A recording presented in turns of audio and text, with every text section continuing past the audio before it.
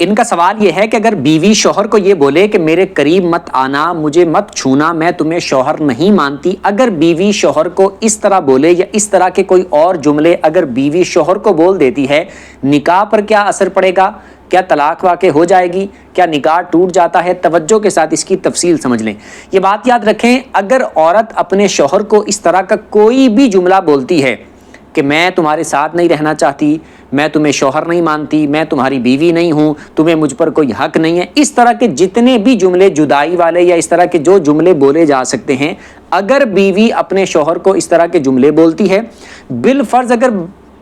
بالکل واضح طور پر لفظ طلاق بھی بول دیتی ہے، حتیٰ کہ یہ بھی بول دیتی ہے کہ میرا تمہارا نکاح ہی نہیں ہے، میرا تمہارا کوئی نکاح نہیں ہے، اس طرح کا جملہ بول دیتی ہے، یا پھر طلاق والا جملہ بول دیتی ہے کہ